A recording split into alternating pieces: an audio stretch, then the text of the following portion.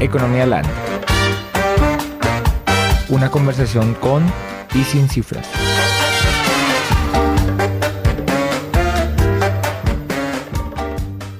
Bienvenidos a la 15ª emisión de Economía Land, un programa que nace para darle un espacio de difusión a las dinámicas y los procesos que se generan en el programa de Economía de la Universidad Colegio Mayor de Cundinamarca. Mi nombre es John Camargo, economista, y estaré conduciendo este espacio y hablando de economía desde diferentes puntos de vista, tanto institucional como del mundo. Hoy traigo una conversación sobre migración y xenofobia.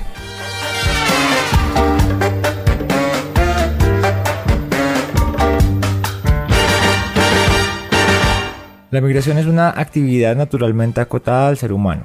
De hecho, la evolución misma está marcada por los movimientos a través del globo terráqueo. Gracias a ello, el Homo sapiens logró poblar prácticamente todos los rincones del planeta. Se estima que hace 60.000 años comenzó el gran proceso de migración desde África hacia el resto de continentes. Aproximadamente hace 12.000 años, con el descubrimiento de la agricultura en el Neolítico, el ser humano empezó a asentarse. El sedentarismo se convirtió en el modo de vida predominante y la humanidad dejó de ser nómada y recolectora para convertirse en sedentaria, dando paso a la idea de propiedad sobre la tierra.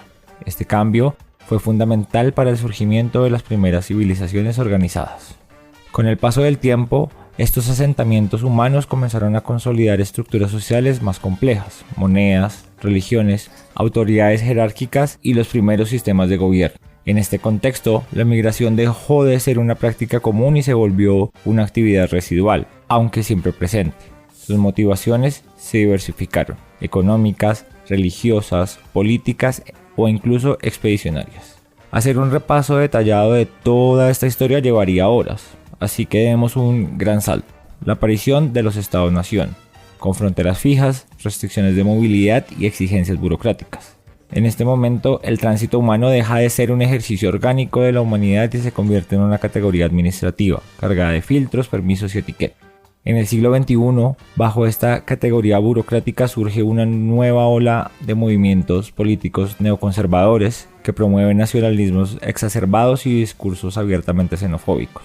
Los países receptores se convierten en territorios hostiles para los migrantes y el discurso público se llena de sospechas, temores y estigmatización. El ambiente en Colombia no es ajeno a esta realidad. Vivimos un momento tenso y polarizado, donde el migrante, particularmente el migrante venezolano, es percibido como una amenaza. Queremos hablar con ustedes de cómo se vive esa xenofobia en la cotidianidad. Para eso, voy a plantear algunas frases comunes que escuchamos a diario y los invito a plantear un debate sobre cómo las hemos adoptado, interiorizado y, por la fuerza del contexto, normalizado. Las frases, abro comillas: esto está tan inseguro es porque hay tanto venezolano. Los venezolanos nos están quitando el trabajo. Por culpa de los venezolanos no hay salud ni educación. Cierro comillas.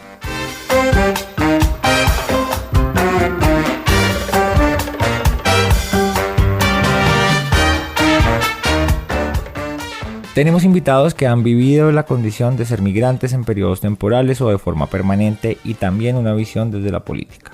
La profesora Gabriela Ramos, nacida en Mérida, Venezuela, lleva aproximadamente 12 años en Colombia, trabaja actualmente en la Universidad Los Libertadores, es doctora en Ciencias Organizacionales, magíster en Economía Cuantitativa, economista investigadora enfocada en organizaciones y economía internacional. Profe María Gabriela, bienvenida a este espacio y un honor poder escuchar su experiencia de migración desde Venezuela hacia Colombia y su perspectiva de la migración en general. Bueno, yo soy migrante venezolana, llegué a Colombia en el año 2012. Eso me ha dado, pues, digamos, diferentes perspectivas con respecto al concepto propio de migración, así como sus ventajas y desventajas. No solamente desde una condición teórica o algo que podamos describir desde un concepto, ¿no? Sino un tema de vivencia y de experiencia. ¿Qué puedo resumir yo? La migración tiene tanto particularidades positivas como aspectos que pueden resultar en elementos retadores, tanto para el que migra como para el país que lo recibe. En ese orden de ideas, pues puedes evidenciar que el impacto económico, por ejemplo, dada que es mi área de experiencia, que tiene el crecimiento de la migración, en realidad genera también crecimiento económico porque aumenta la fuerza laboral.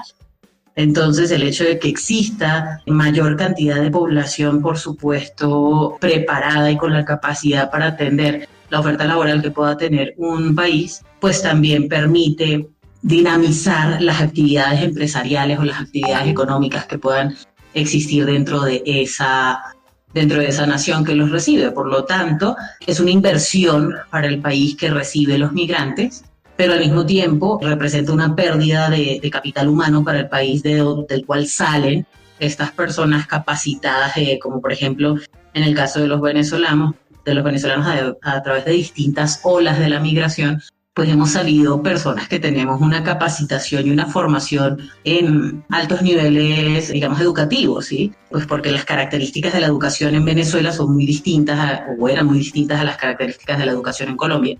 La posibilidad de educarse en Venezuela era más alta que la que había en Colombia cuando empiezan las olas migratorias, y por ende, pues hay una buena parte de esa migración que migra precisamente con un nivel de formación muy alto, y esa es la migración que genera mayor impacto en términos del crecimiento económico de corto plazo.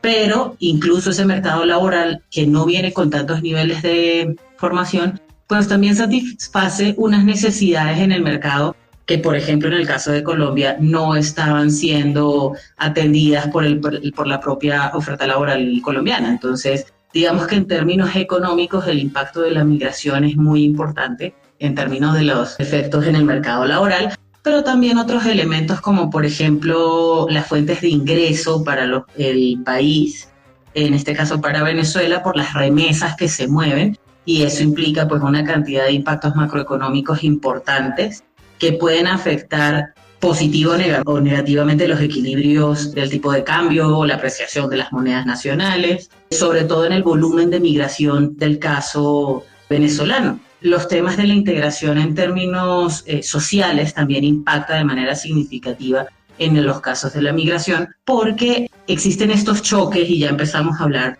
entonces de los temas relacionados, por ejemplo, con esas barreras y esos casos de xenofobia, esos elementos en la que se percibe que el venezolano llega a quitar empleos, o en la que se percibe que el venezolano que llega, en este caso particular, pues no tiene precisamente altos niveles de formación, pero pues recordemos que estamos hablando de diferentes olas de migración. Entonces la migración no es un fenómeno que se genere de la nada, se genera por una serie de condiciones que implican cambios sociales en diferentes momentos de tiempo, y lo mismo lo podemos ver, por ejemplo, con la migración que hay de personas de África hacia Europa, con la migración de personas de América Central o de Suramérica hacia Norteamérica, y así sucesivamente. Podemos ver que son desarrollos o evoluciones históricas de larga data y que no se desarrollan en un proceso de la noche a la mañana. Entonces creo que estos son elementos básicos o mínimos para iniciar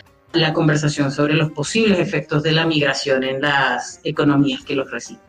Nuestro segundo invitado es John Michael Riveros Gavilanes, colombiano, profesional en Administración Pública de la Escuela Superior de Administración Pública, profesional en Economía de la Universidad Colegio Mayor de Cundinamarca, especialista en proyectos de desarrollo de la ESAP, magíster en Ciencias Económicas de la Ludwig Maximilian Universität de Múnich en Alemania. Vivió 3 años en Alemania mientras realizaba su maestría.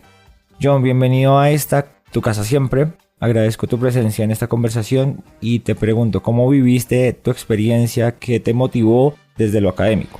Bueno, entonces, como bien lo introducía John en este contexto, pues yo tuve una experiencia como un estudiante, sí, que un estudiante latinoamericano que se forjó en el mundo alemán, que pues tiene unas connotaciones tanto de la academia como de la vida cultural que de pronto uno pueda intercambiar, ¿sí? Digamos que la sociedad alemana pues es una sociedad muy diferente a nosotros en varios aspectos. También para mí personalmente representó una oportunidad, ¿sí?, de realizar mis estudios de maestría, de educación superior, de continuarlos. Porque particularmente en Colombia, pues para un recién egresado es muy difícil costearse los estudios de una maestría. y más si es en una de las universidades de renombre del país. Entonces, en este contexto, Alemania y propiamente la Universidad de Múnich pues me brindó una oportunidad de formarme en sus aulas, ¿sí? Y esto, comparativamente hablando, tiene un costo que es muchísimo menor, ¿sí? Solo para ponerles de comparativo, 200 euros a lo mucho cuesta el semestre de maestría en la Universidad de Múnich, comparado de pronto a lo que aquí puede ser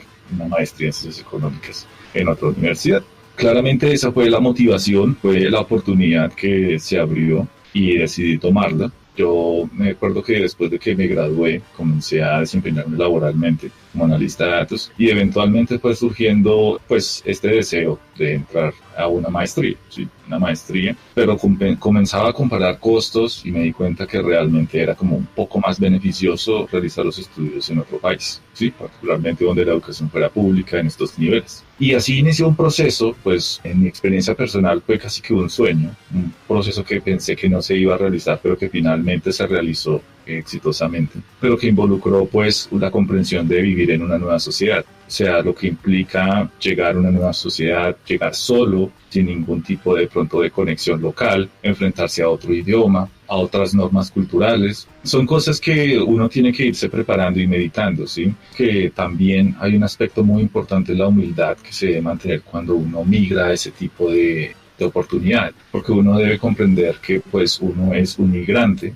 Uno no puede llegar a imponer esas costumbres que de pronto uno tiene aquí, que son parte también de la aceptación de un nuevo estilo de vida. Entonces, en ese contexto, cuando pues empecé a manejar el idioma, aprendí lo necesario para poder sobrevivir en el diario vivir, también me fui ajustando a ciertas normas culturales que los alemanes tenían bastante acentuadas. Por ejemplo, ellos son bastante estrictos, son implacables en detallistas posibles, por ejemplo, el cruzar una calle, un semáforo en rojo para un peatón, así no venga ningún carro, allá, por ejemplo, se esperan y no se cruzan. Para, por ejemplo, los desechos, hay alrededor de 7 tipos de basuras diferentes en las cuales se tiene que clasificar correctamente, o si no va a tener una sanción social respectivamente si se hace de forma incorrecta. Asimismo, me di cuenta que era una sociedad que valora extremadamente el conocimiento, ¿sí? Sienten mucho respeto por el conocimiento, por los logros académicos cuando pues se socializan. Para mí era bastante interesante, por ejemplo, ver que en las fiestas, en las reuniones sociales, las personas se acercaban cuando, por ejemplo, uno publicaba un artículo. De la nada decían, oye, felicitaciones por la publicación de tu artículo. Y eso se volvía parte de la discusión social y de los puntos de encuentro de la sociedad, ¿sí? O sea, eso es un aspecto que culturalmente es muy diferencial al que nosotros tenemos, donde tal vez no le damos esa importancia tan significativa. Debo decir también que fue una grata experiencia.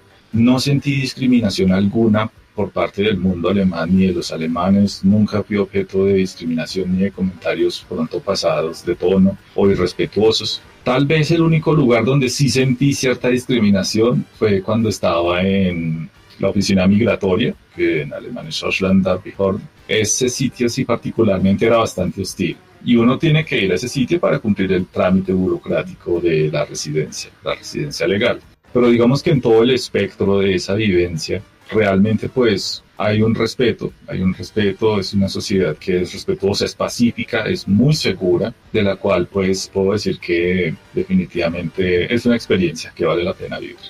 La profesora Liliana Morales es economista con maestría en economía y demografía y más de 13 años de experiencia liderando proyectos de desarrollo social a nivel nacional y regional. Ha liderado iniciativas estratégicas en migración, protección social, educación y equidad de género en colaboración con organizaciones internacionales como el Banco Mundial, el BID, la OIT y la UNESCO, así como instituciones gubernamentales claves en Colombia. Fue directora para la población migrante del Ministerio de Igualdad y la Equidad.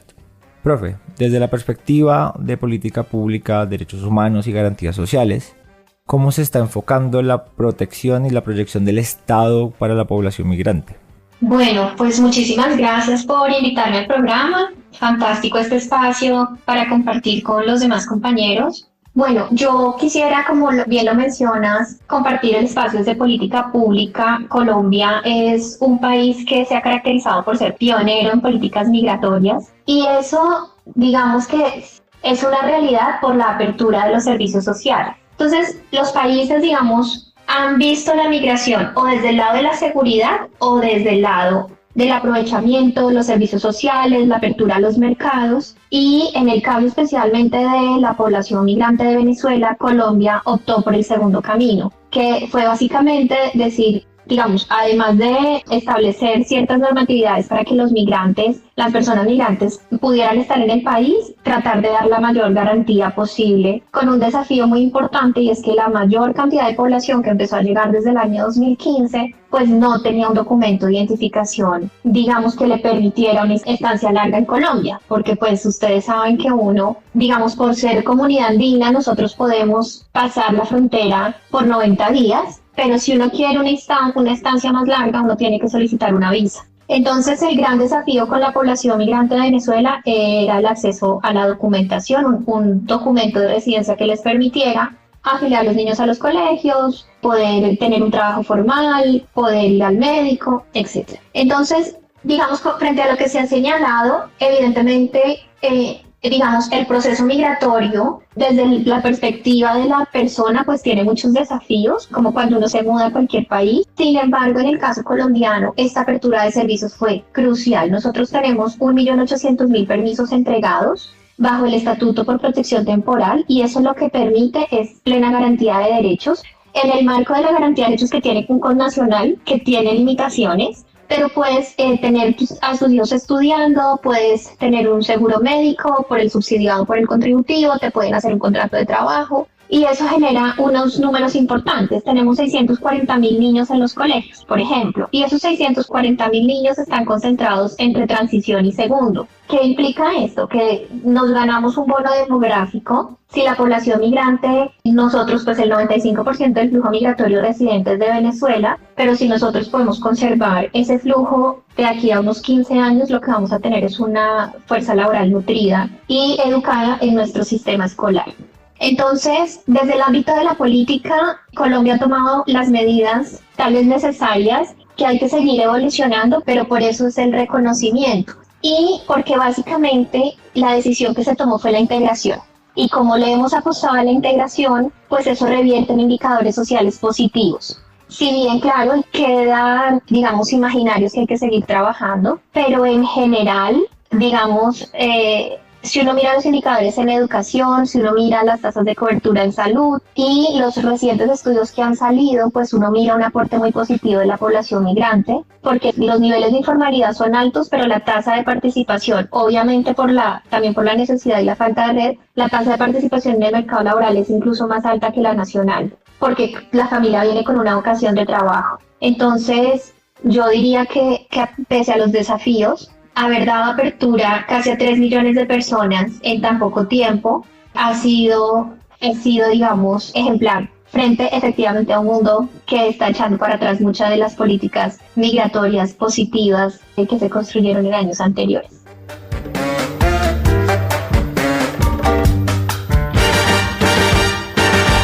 John Michael, ¿cuáles son las dinámicas con las que te encontraste en Alemania? ¿Había tendencias xenofóbicas? Bueno, esa es una cuestión que es muy difícil de cambiar porque esto va de acuerdo con los ciclos de la política de cada gobierno, ¿sí? En este caso del mundo en el que observamos esta ola que está prácticamente en contra de la migración, ¿sí? Incluso podemos destacar que hay tendencias, no solo en Alemania con el nuevo canciller Friedrich Merz, sino también con las políticas de Donald Trump, en las cuales pues se observa como este rechazo hacia lo diferente.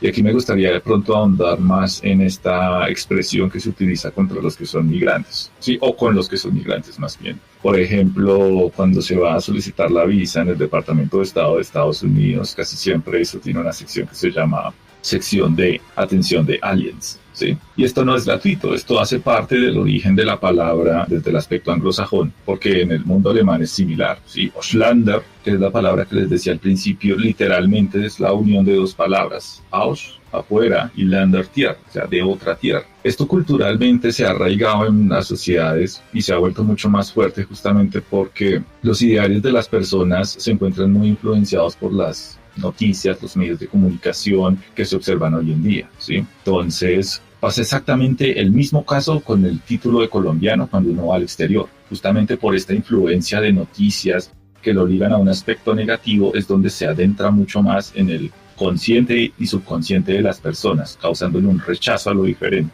Entonces es muy difícil cambiar esta situación y particularmente a mí me llamaba la atención eso en el mundo alemán, porque pues a que yo nunca fui objeto de discriminación de ningún tipo por parte de ellos, yo sí veía que habían ciertos comportamientos que de pronto eran diferenciales con respecto a otros tipos de origen, ¿sí? Los que de pronto eran de origen turco. Básicamente estas personas, como para dar un trasfondo muy rápido, los turcos en Alemania pues vinieron después de la Segunda Guerra Mundial a reconstruir el país que estaba totalmente destruido. Y el acuerdo era que ellos se devolvieran a Turquía después de la reconstrucción de Alemania. Sin embargo, muchos de ellos se quedaron. Entonces, por ejemplo, en los alemanes asocian un poco eso, asocian como un poco estos aspectos negativos, robos, desorden, ruido, desaseo, con esta nacionalidad, aunque sea algo meramente imaginario y no tenga ninguna prueba real. ¿Cómo se rompe ese estereotipo? ¿Cómo pude yo evidenciar que se rompe ese estereotipo? Con la integración. En la maestría, por ejemplo, teníamos amigos de diversas nacionalidades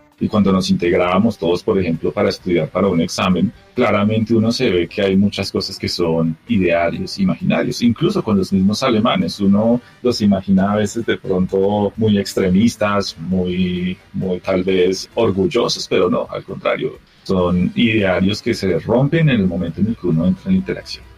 Profe María Gabriela, usted nos nombró esas olas de migración desde Venezuela. ¿Cómo se entienden estos movimientos demográficos y la xenofobia en cada etapa? El elemento central que transforma realmente esas olas es el recurso con el que viene el migrante. En la época que yo me vine, y te estoy hablando del año 2012, que incluso fue tarde, en mi opinión, lo que se marcaba era que venía la clase media. Entonces, si tú hablas del principio de los 2000, ahí la clase alta fue la que migró. Allí no había este problema de estos contextos xenofóbicos marcados porque estábamos hablando de personas o de empresas que venían con una cantidad de dinero tal o con una cantidad de recursos tal que generaban mayor cantidad de beneficios de forma directa en términos de inversión y no de gastos. Entonces, en esa medida tú escuchas menos el discurso xenofóbico. Cuando llega la clase media, a mediados de la década del 2010, entonces tú empiezas a ver una transformación en el discurso porque ya estamos hablando es del cambio de empleo. Entonces, que vienen estas personas migrantes o venimos migrantes a quitar el empleo de la población colombiana. Y las recientes es donde tú encuentras la migración de las personas que tienen menos recursos en Venezuela en una situación económica venezolana muchísimo más complicada y que por ende salen de una forma masiva, a diferencia de las dos primeras que te mencioné. En ese caso, el discurso se transforma, es para el tema de la preocupación por la salud pública, ¿sí? Y los presupuestos relacionados a esa salud y los temas de seguridad. Entonces, ¿tú qué puedes observar al respecto? Que en la medida que va cambiando el perfil del migrante, va cambiando el discurso de atención sobre ese migrante. En mi caso particular, yo he escuchado de todo un poco, desde personas que apoyan la migración, porque obviamente yo trabajar en academia, la formación es directamente vinculada, ¿verdad?, con la actividad laboral. Y uno encuentra el hecho de que es bueno tener esta característica de personal migrante, porque no solamente lo ve desde otra perspectiva, sino porque son personas que han tenido una formación que no todos en Colombia han podido acceder. Y ese es un elemento, digamos, positivo que trae estos niveles de formación. Ahora, la academia no suele ser un espacio en donde uno encuentra este tipo de roces de repente relacionado con migración, pero no es, puede que no sea común, pero no por eso no existe. Y uno sí identifica ese tipo de condiciones, pero muy relacionado al tema de los recursos. No es lo mismo que llegue una persona de bajos recursos que no ha podido entrar o formar parte de ese mercado laboral a que venga una persona con recursos. Si tú miras las estadísticas, la migración venezolana ha generado un aumento de 800 millones relativamente en impuestos para Colombia, cosa que no tendrían de no haber estado esa población. Pero muchos dicen, claro, pero ¿y el tema del gasto? El tema del gasto no es proporcional al nivel de ingresos que se generaron, eso es también cierto, Sin embargo, la perspectiva es que de poderse regularizar todo el tema de los papeles del venezolano que viene a trabajar, esos niveles de ingreso, esos niveles de pagos tributarios que podría realizar la comunidad venezolana, representarían porcentajes mayores a los gastos que generamos. Entonces, dentro de esa dinámica, mi experiencia personal se ha permitido identificar en función de esas olas cómo cambian los discursos en términos de el tipo de migrante que está llegando al país. Y un poco uniéndome a los comentarios que hacían previamente, también depende no solamente el recurso, sino el origen. Porque no es lo mismo, por ejemplo, que llegue una persona de Europa o de Asia en la que no necesariamente se miran los niveles de recursos con los que llega, a que migre una persona de Sudamérica o de Centroamérica. ¿Okay? Entonces creo que esos son elementos fundamentales que al menos yo desde mi perspectiva personal y profesional podría comentarles.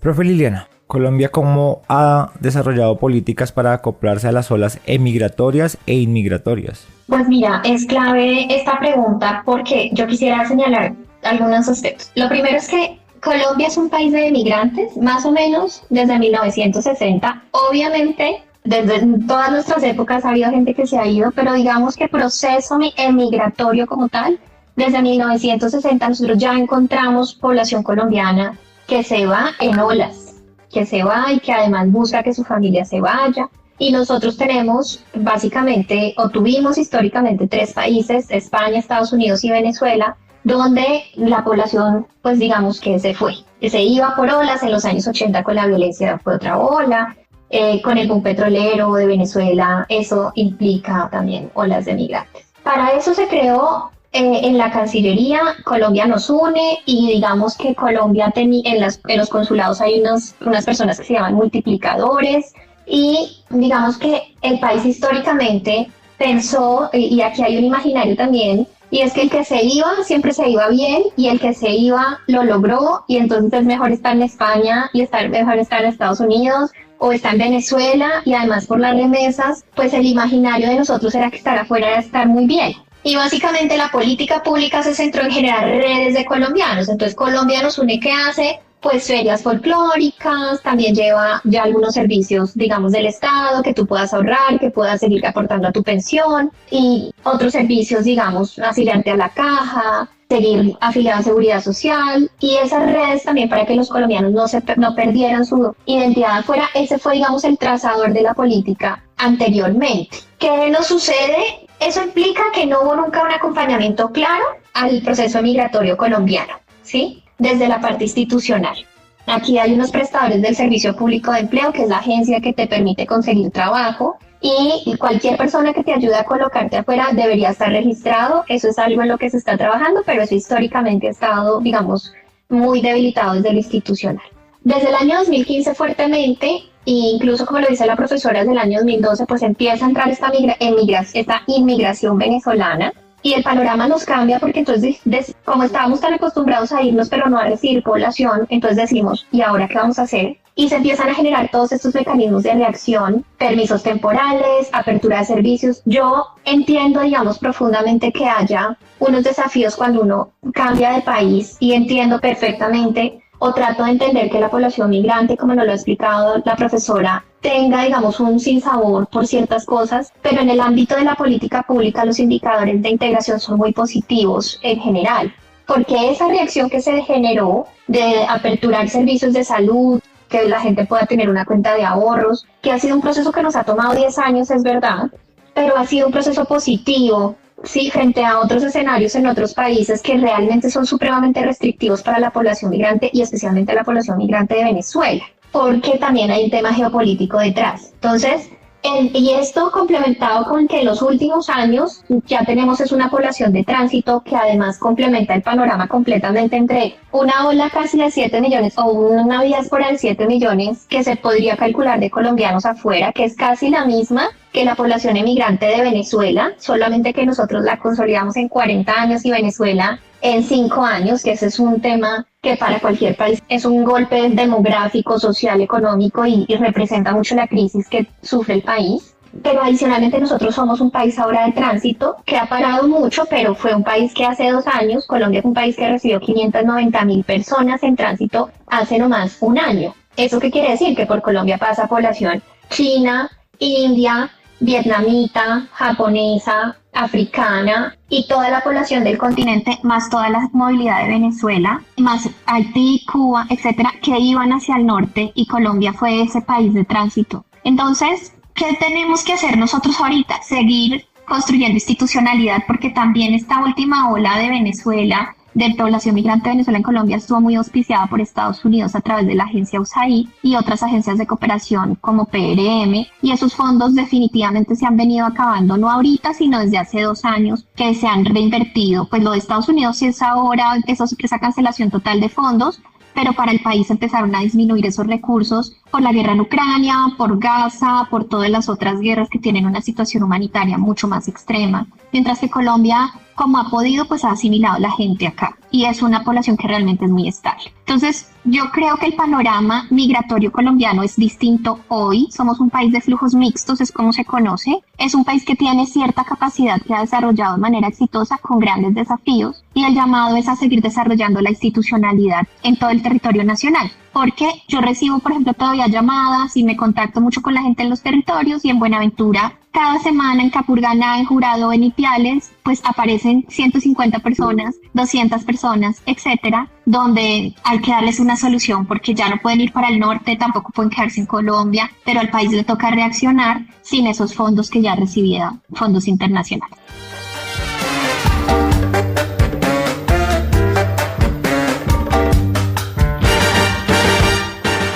Profe María Gabriela, ¿cómo se mantienen las tradiciones del país de origen y cómo se vinculan con las del país, del sector, en este caso Colombia?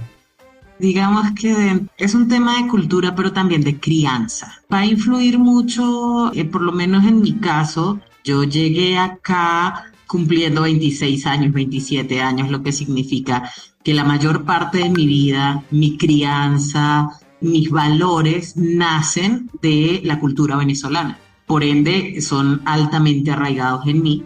Y ya cuando llego a Colombia, la comunidad venezolana en Colombia evidentemente es muy grande, lo que implica que hay un lazo también grande con mi propia comunidad, y eso es uno de los elementos más importantes para mantener esa cultura. Hay cuestiones de costumbre, como te digo, por ejemplo, la comida, elementos relacionados con tu día a día, que mientras más cercano sea el vínculo con tu familia, tus amigos de nacionalidad venezolana, pues se va a mantener. Eso no quiere decir que uno no comparta o no se vuelva parte de la comunidad donde llega, sino que el vínculo es distinto. Yo formo parte de grandes comunidades acá también en Colombia, tengo amistades muy valiosas en Colombia, personas que aprecio muchísimo. Sin embargo, el vínculo es distinto. ¿Qué es lo que me permite mantener ese elemento con mi nacionalidad? Definitivamente la crianza y la cultura fundamentalmente. ¿Qué vemos hoy en día? Que muchos de los migrantes, por ejemplo, al salir con niños tan pequeños,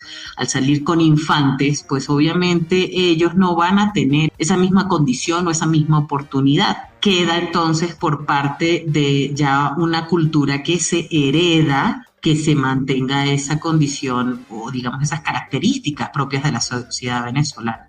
Sin embargo, pues obviamente estamos hablando de elementos en donde hay cuestiones diferenciadoras, pero afortunadamente en un marco mucho más grande no somos tan distintos, ¿sí?, entre Colombia y Venezuela. En los detalles sí, y podemos entrar a debatir muchos de ellos, pero en términos generales, condiciones de cómo se entiende la familia, cómo se entiende la relación con los amigos, cómo se entienden las dinámicas laborales, tienen unas similitudes muy amplias que son los que te permiten que de repente no haya tantos cambios de golpe, como sí lo están viviendo muchos de mis compatriotas que se van a Europa, que se van a Norteamérica, que se van hacia Asia, y pare usted de contar otros lugares.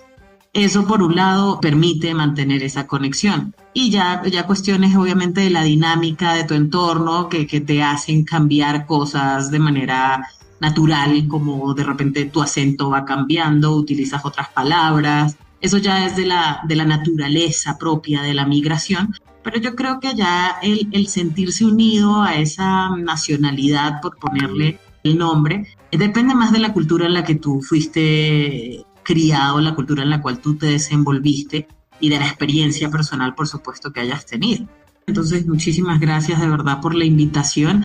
A mí me parece importante estos espacios precisamente porque nos ayudan a comprender qué está sucediendo con la migración más allá de la experiencia personal y puntual que yo haya podido tener. La experiencia de uno no es la dinámica de todo. Así como dicen, los buenos somos más, hay de todo en la migración. Cuando se abre la puerta, se deja entrar muchas cosas y ahí viene lo bueno, lo malo, por mejorar todos estos elementos. Y por lo tanto agradezco estos espacios porque nos permiten precisamente desde la experiencia y desde el conocimiento propio y profesional pues abordar la dinámica de la migración. La migración en términos generales es natural y es mayoritariamente positiva. Entonces creo que ese es el mensaje principal y buscar en esos elementos de mejora pues precisamente las acciones que podamos tomar en el corto, mediano y largo plazo para poderlas solventar y crecer sobre esas experiencias. John Michael, nos mencionaste que hay una dinámica de acercamiento entre migrantes cuando están en la formación académica, pero fuera de estas dinámicas académicas, ¿cuáles otras formas de vinculación pudiste observar? Bueno, justamente uno de los temas que me llamó la atención, que se vincula a la política pública, es también el tipo de migración que se da usualmente en los flujos de personas, ¿sí? Yo diría que, por ejemplo, establecer un proceso regularizado es de extrema importancia para saber qué tipo de persona llega y qué tipo de persona también tiene necesidades, ¿sí? Digamos que esto es un proceso esencial para que exista una convivencia sana y pacífica tanto entre los nativos como entre los migrantes. Porque sucede muchas veces que el que pues llega de manera irregular a un país pues es mal visto, tiene pocas oportunidades, debido a que no puede conseguir empleo, puede caer en criminalidad. Un conjunto de situaciones que pueden surgir justamente por la falta de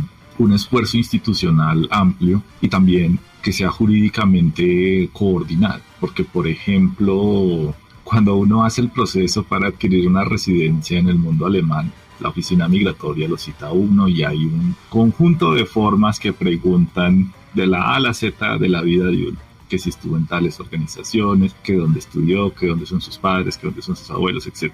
Eso es positivo en el sentido de que se tiene mapeado quién es el individuo que llega al país, ¿sí? Qué tipo de pronto de formación tiene, cómo de pronto le podemos ayudar, cómo de pronto le podemos focalizar estos esfuerzos de política para que se pueda adaptar un poco mejor, ¿sí?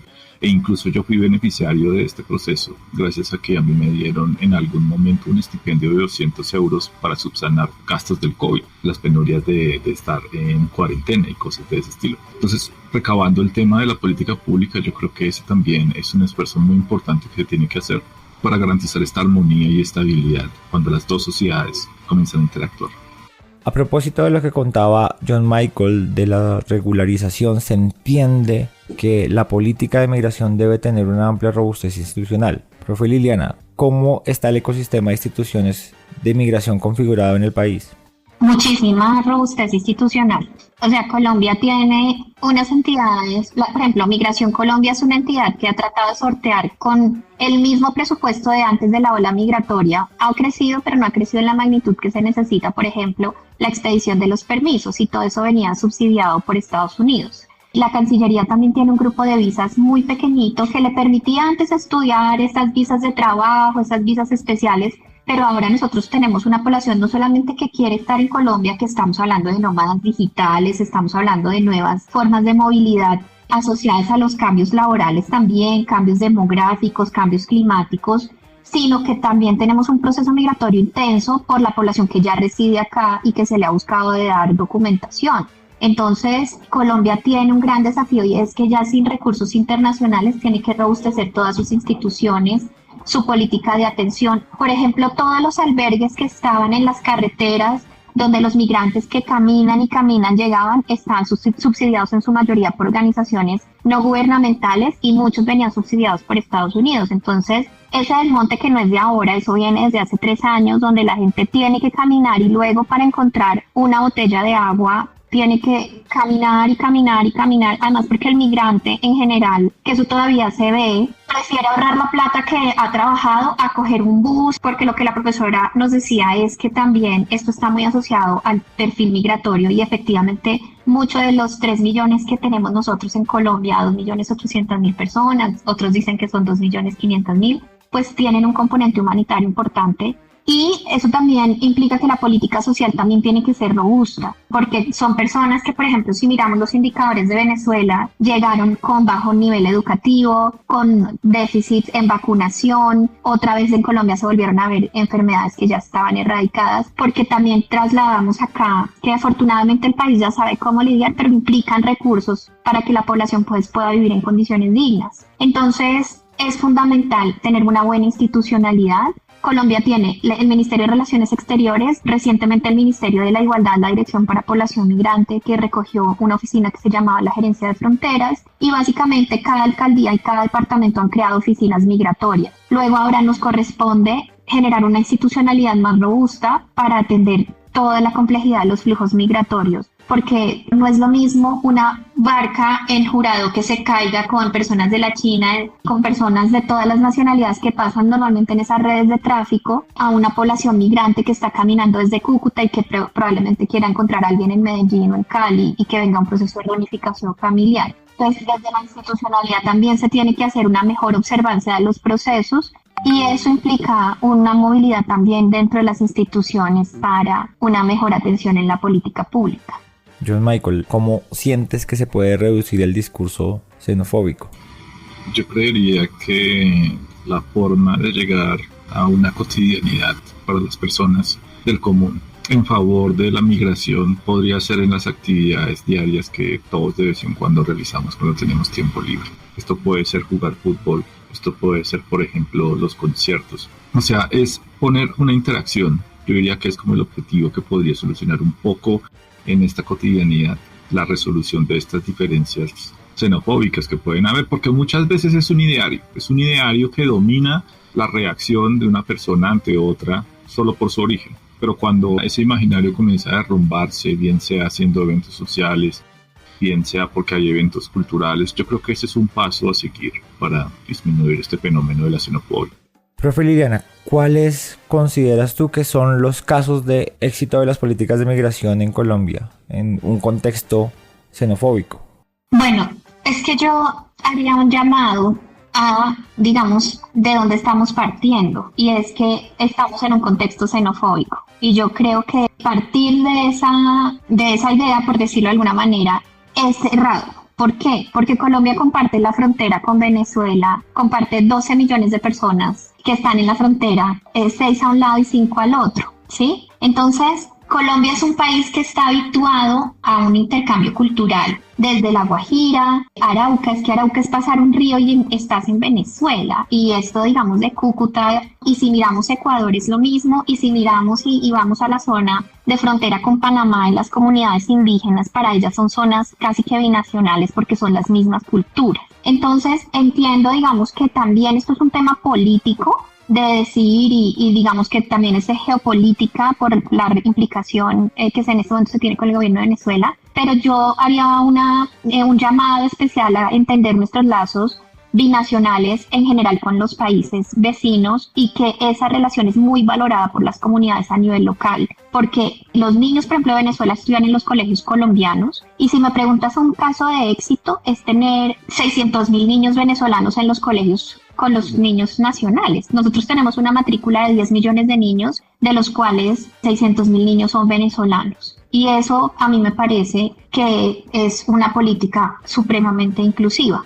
Aquí en Colombia ha habido experiencias de compartir el parque, porque sí creo que también hay que hacer un llamado a no generar ambientes de segmentación y de segregación. Entonces, los venezolanos, las personas venezolanas, solamente con personas venezolanas en la misma esquina, en el mismo parque, en el mismo... No, porque debe haber un proceso de apertura mutuo para conocernos. Entonces, te diría este proceso de escolarización de los niños es muy positivo porque claramente puede haber desafíos, pero la mayor el mayor porcentaje de niños está en zonas de frontera y esto es histórico porque esos colegios se sostienen con el sistema general de participaciones, que son los impuestos que todos contribuimos, y digamos que ahí no ha habido ningún atisbo siquiera de cuestionarnos esa política. Y solo como por colocarlo en perspectiva, efectivamente Venezuela es un país con muy buenos niveles en educación musical, deportiva, artesanal, y hay ya evidencia en algunas zonas donde, por ejemplo, la forma de hacer artesanía ahora se ve influenciada también por este intercambio cultural.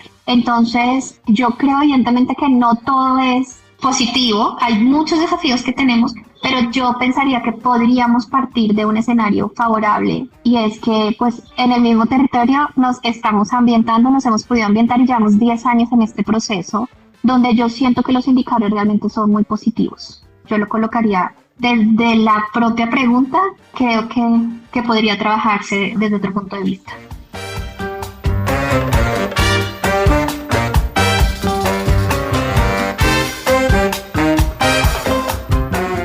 Mil gracias a todos por este espacio y esta conversación.